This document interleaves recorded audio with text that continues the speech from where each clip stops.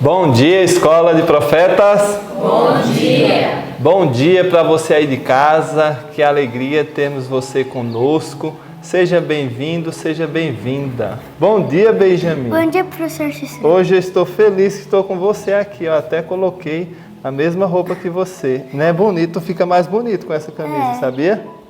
Que coisa boa. Dá um bom dia pro pessoal de casa. Bom dia para você que está em casa, que Deus te acompanhe nesse dia e que Ele te dê um dia cheio de bênçãos e que ele te proteja e te guarde. Bom dia, escola. Bom dia. Muito bem, que coisa boa, né?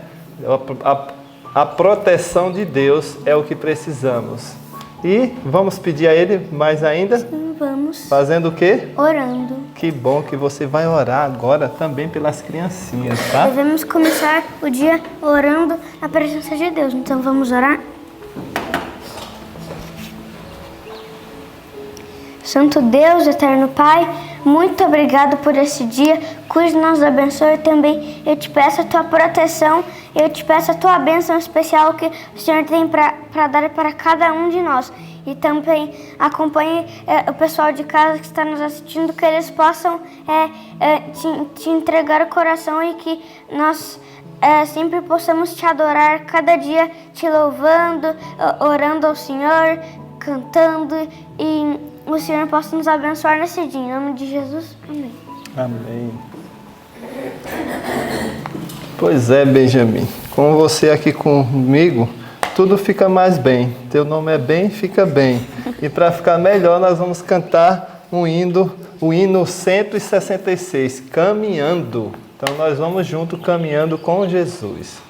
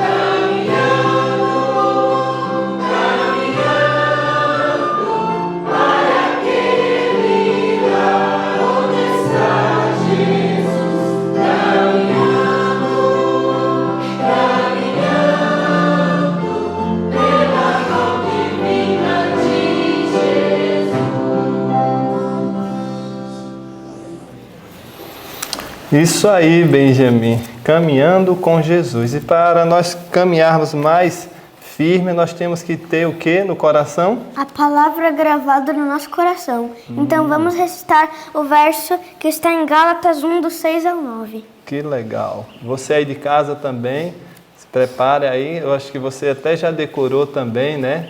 Vamos lá junto? No 3, Benjamin, conta. 1, 2, 3. Gálatas 1, do 6 ao 9.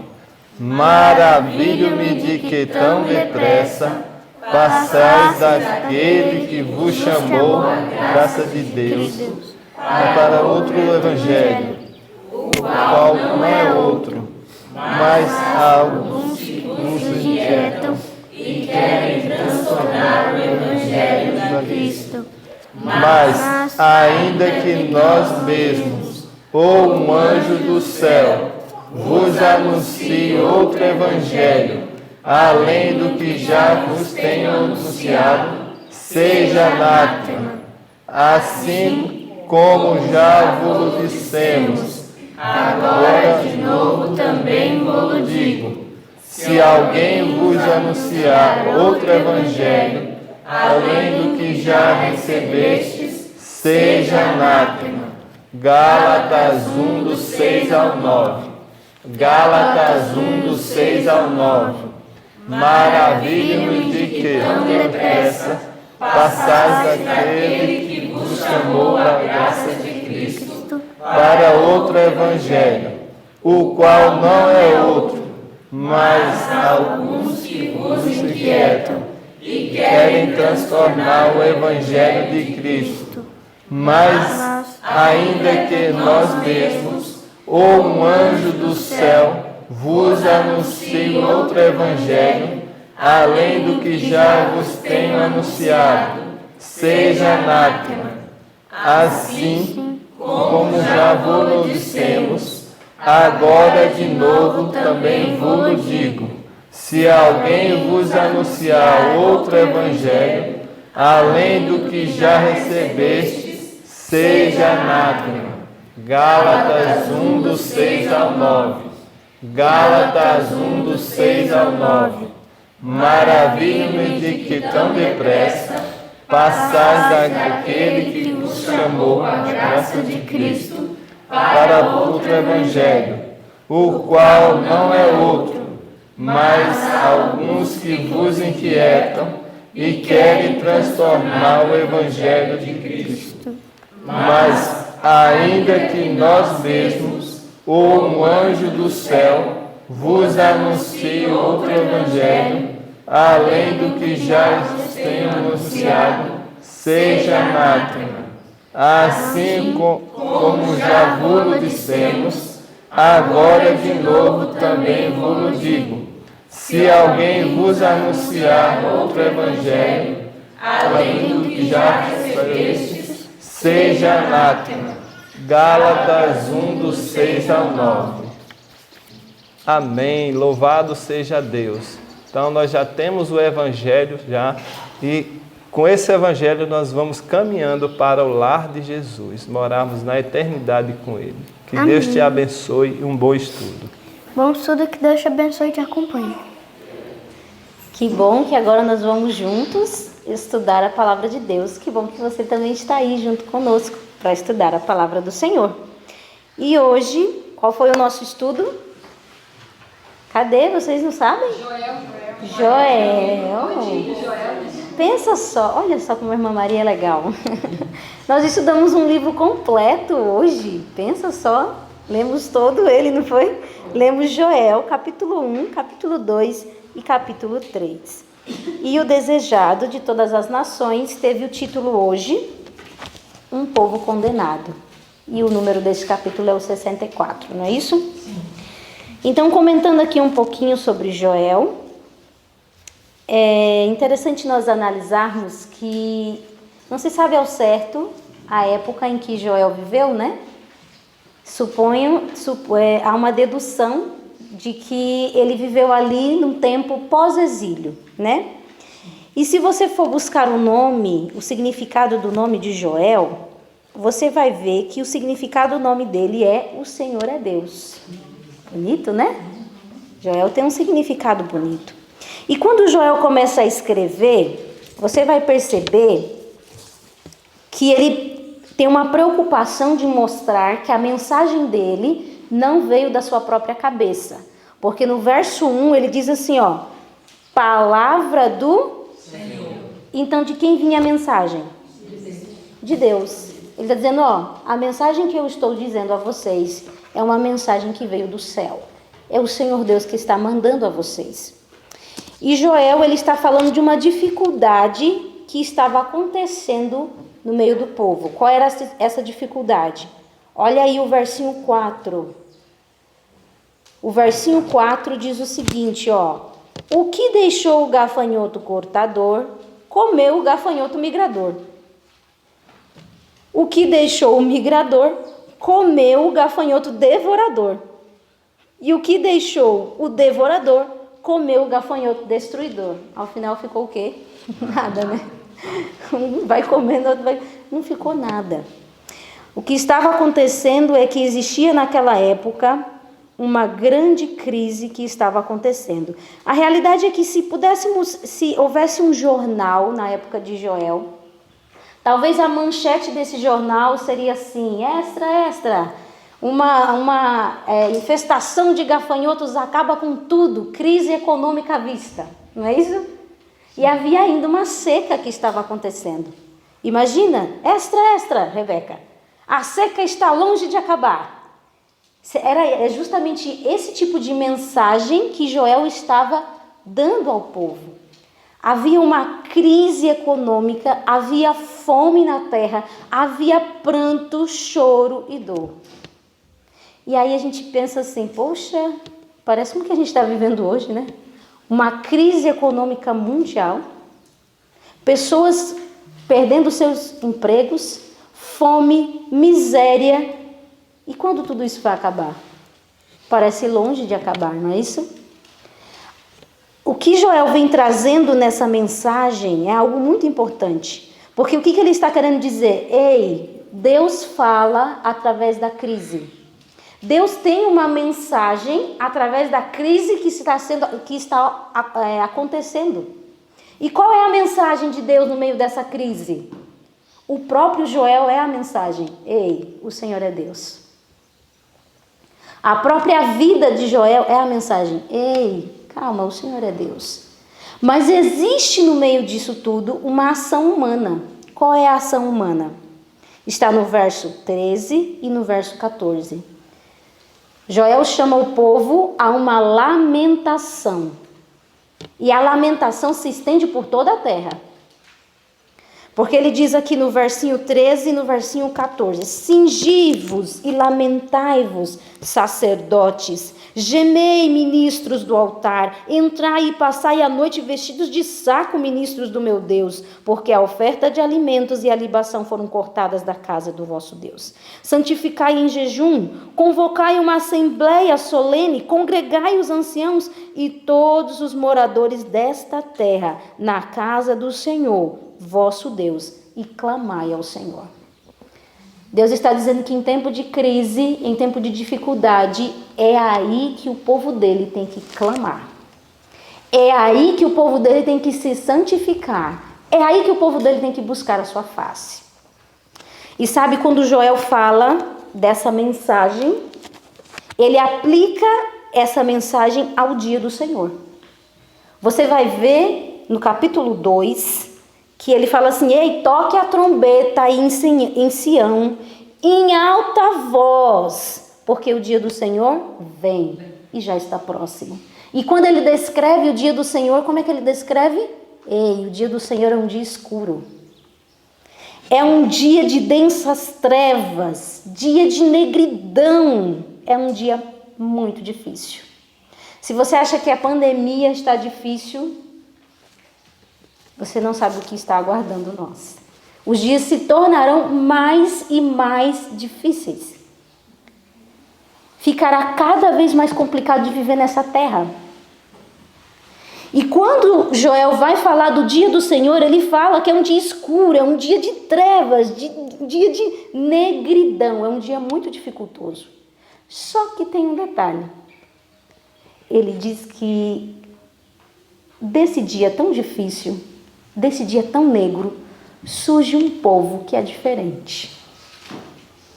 Não alegra o seu coração? Existe um povo que é diferente. Ele diz que esse povo vem como a alva sobre os montes. E esse povo é grande, poderoso. Olha isso. Diz que nunca houve um povo como esse e nunca haverá. O capítulo 2 vem trazendo a descrição desse povo. Diz que à frente desse povo Tudo é como um jardim do Éden, mas atrás fica como um deserto assolado. E a aparência desse povo é como de cavalos, como cavaleiros que correm, e eles são poderosos. E diante deles, o que acontece? Tremem os povos, e cada um se vai na sua fileira e não se desvia. Não se desvia, não empurra uns aos outros, cada um vai seguindo o seu rumo. Eles correm, sobem pelos muros, sobem pelas casas, entram pelas janelas e nada impede esse povo. Eles têm um foco. Que povo é esse? Que povo é esse? O povo de Deus, não. Vocês não têm certeza disso, não? Você não é esse povo? Nós somos esse povo. Teremos que ser. Teremos que ser esse povo forte, poderoso, que estará no meio num tempo tão difícil, será como a alva sobre o monte. Mas só que Joel faz um apelo. Ele faz um apelo, ei, a realidade é que chegou o tempo de nós clamarmos ao Senhor. Você vai ver essa informação no verso 12 e no verso 13. Ainda assim, agora mesmo, para quando? Agora mesmo, diz o Senhor, convertei-vos a mim de todo o vosso coração, e isso com jejuns, com choro e com pranto. Rasgai o vosso coração e não as vossas vestes, e convertei-vos ao Senhor vosso Deus, porque Ele é misericordioso e compassivo e tardio em irar-se, grande em benignidade e se arrepende do mal. Esse é o apelo de Deus. Ei, agora chegou o momento, se converta. Está vendo essa crise? Agora é o momento de conversão, é o momento de mudar de vida, é o momento de se entregar ao Senhor, em jejum, em prantos, em clamor. Quantos devem fazer isso? Quantos devem participar disso? O verso 16, congregai o povo, santificai a congregação, ajuntai os anciãos, reuni os filhinhos e os que mamam. E os que mamam. Aquela falsa ideia, é muito novo, é muito pequeno para aprender do Senhor. Até os que mamam devem participar. Chorem, ó sacerdotes, ministros do Senhor, entre o pórtico e o altar. E orem. Orem dizendo o quê? Poupa o teu povo, ó Senhor, e não entregues a tua herança ao opróbrio, para que as nações façam escárnio dele. Porque hão de dizer entre os povos onde está o seu Deus? Poupa o teu povo, Senhor. Tenha misericórdia de nós. E aí Joel termina o capítulo 2 dizendo assim, depois de tudo isso acontecer, depois daqueles dias, verso 28, o que Deus vai fazer? Derramarei o meu espírito. Não é isso que nós estamos tanto ansiando e aguardando? Derramarei o meu espírito sobre toda a carne. Vossos filhos e vossas filhas profetizarão, vossos velhos sonharão e vossos jovens terão visão. Até sobre os servos e sobre as servas derramarei o meu espírito. Depois daqueles dias. Depois de quê?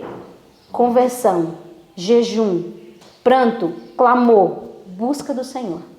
Aí eu derramarei o meu espírito. E tudo que o gafanhoto migrador comeu, roubou, o que Deus vai fazer? Eu vou restituir a vocês. Que promessa maravilhosa, não é isso? Mas existe uma ação humana. A ação humana é essa: buscar a Deus através do pranto, do jejum, buscar a Deus, se entregar ao Senhor. E esse foi o apelo que Deus fez à nação judaica, que Jesus fez. Eu fiquei pensando nisso. O tempo de Israel na profecia estava terminando.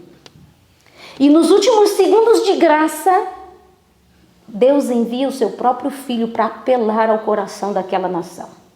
Ei, está acabando o tempo de vocês, está na hora de vocês se resolverem. Eu preciso de vocês, vamos lá. Fiquem do meu lado, aceitem as minhas advertências. Mas, por mais uma vez, A nação judaica fez o quê? Rejeitou. Lá vinha Jesus entrando em Jerusalém, montado sobre um jumentinho.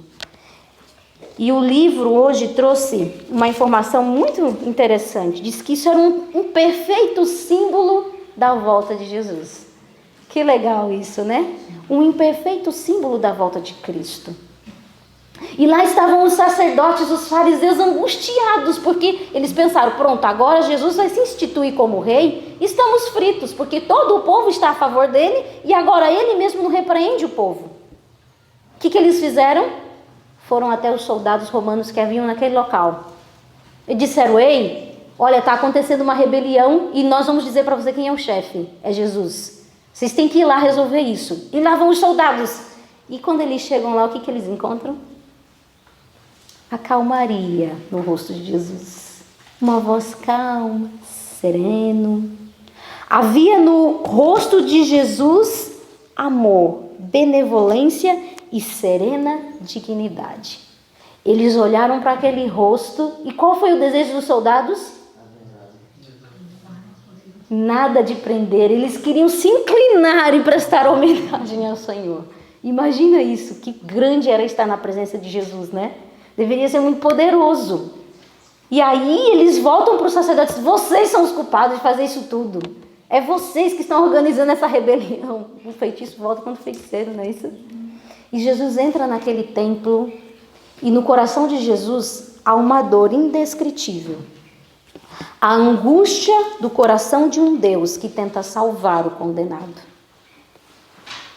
Jesus chora de maneira dolorosa, porque ele sabia o que havia de acontecer se aquele povo não o aceitasse. E quando ele volta para Betânia, ele passa o quê? A noite todinha? Em oração. No outro dia ele vai novamente ao templo. Mas no caminho acontece uma coisa interessante.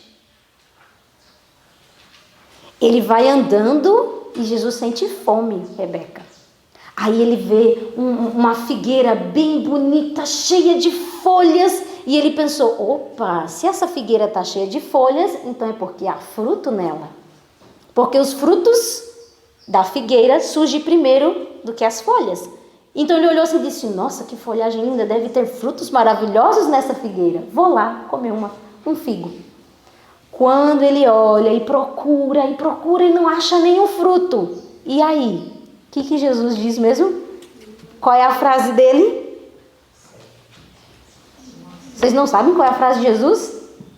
Nunca mais como alguém. Nunca mais coma alguém fruto de ti. Uau! Para mim foi um pouco assim, assustador ver Jesus falando isso. Porque o Jesus que nós temos estudado é o quê? Manso, bondoso, nunca proferia uma palavra de maldição, não é isso? Porque ele lançou uma maldição sobre a figueira. E até os discípulos se assustaram. Como assim? Porque o ato de destruição é estranho ao Senhor. Coitado daqueles que usam a mensagem do inferno para assustar, intimidar e tentar converter alguém. Porque o ato de destruição para Deus é estranho. Ele o fará, mas para Deus é estranho. Porque qual é o desejo do coração de Deus? Salva. Que o ímpio se converta do seu mau caminho. Mas no outro dia, quando os discípulos passam novamente por aquela figueira, o que eles encontram? Qual é a cena que eles veem? A figueira está seca. Eu imagino o susto que deve ter sido. Uau, como é que isso aconteceu? Como é que isso aconteceu? Uma figueira secou da noite para o dia. Como é que isso aconteceu? Aqui diz que a figueira foi uma parábola viva.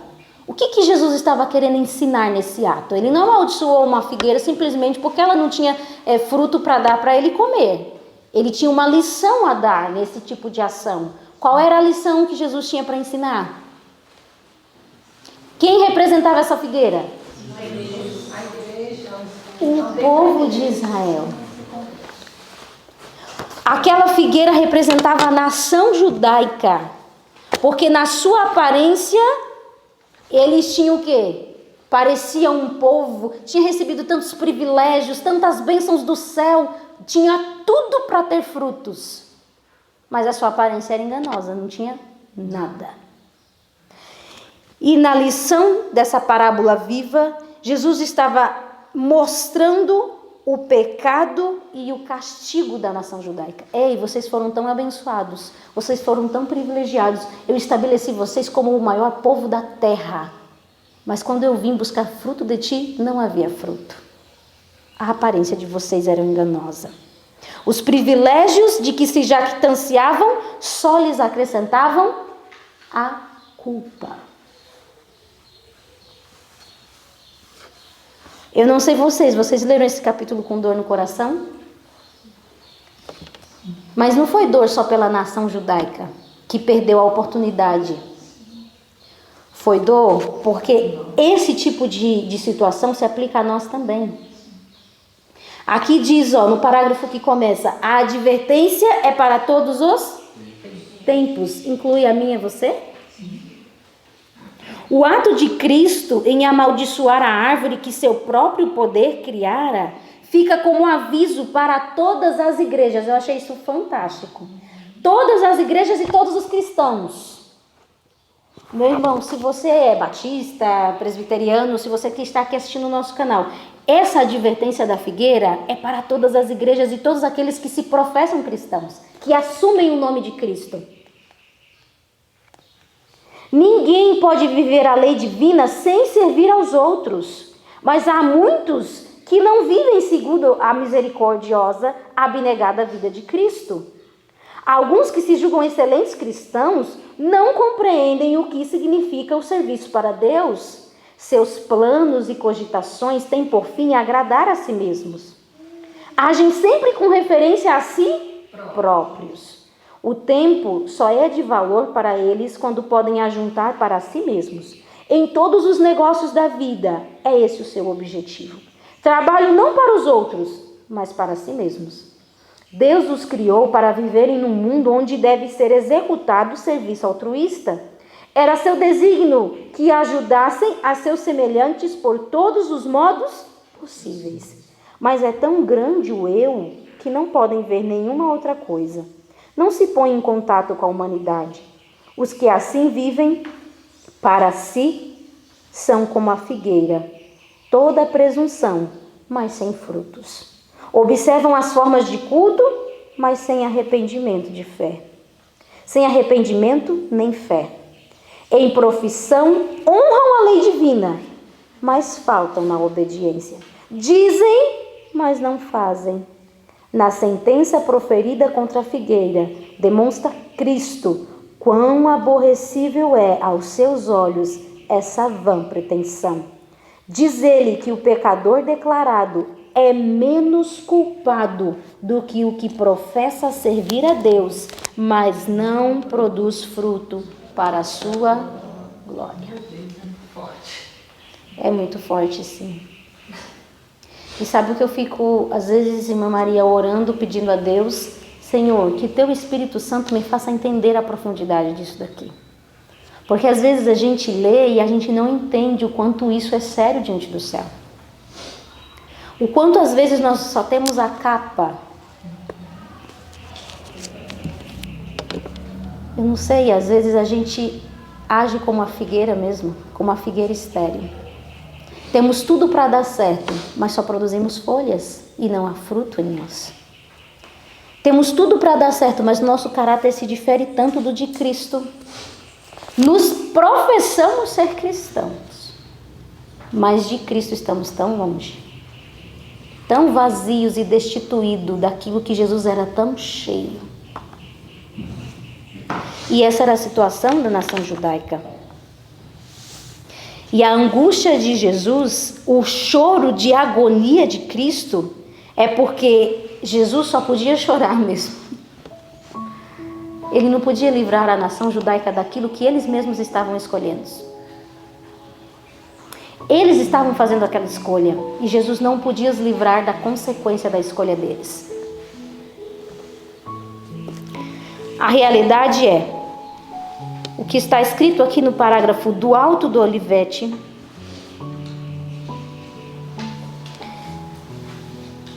Para mim, esse foi o maior apelo do estudo de hoje. Esse foi o maior apelo de um Deus desesperado para salvar o condenado.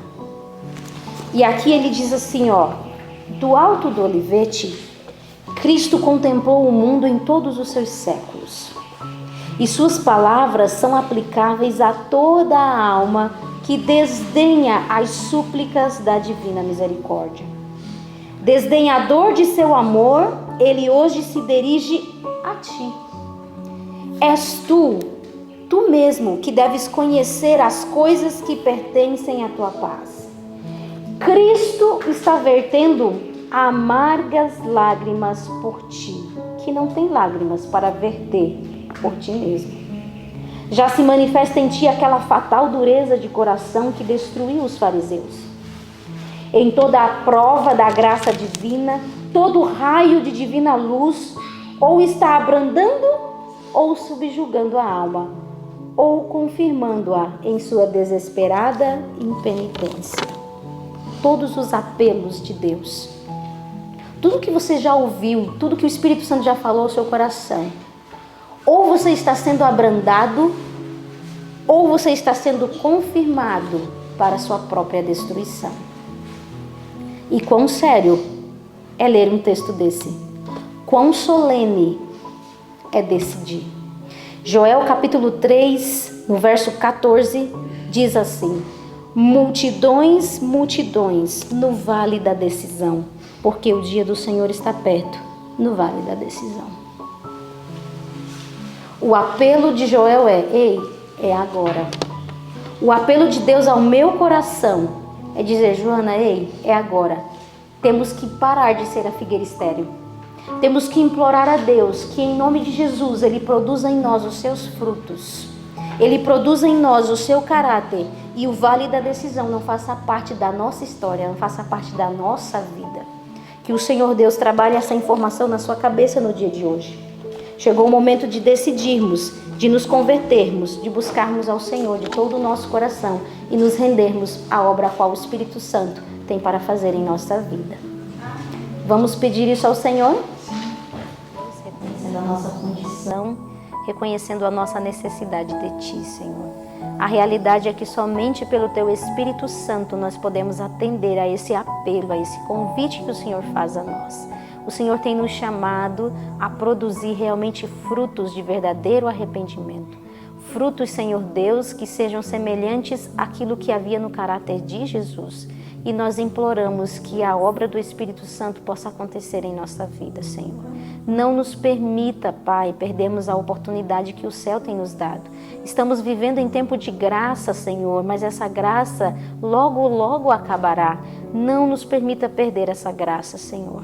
Ajuda-nos a sermos aquele povo de Joel, aquele povo grande, forte, poderoso, que vai estar cumprindo as Tuas ordens, Senhor. Mas não cumprindo apenas numa aparência, cumprindo, Senhor Deus, de todo o nosso coração. Nós queremos entregar a nossa vida a Ti e implorar, Senhor Deus, que o maior milagre possa acontecer dentro de nós, que é a conversão. Nos converta para o Teu reino, em nome de Jesus.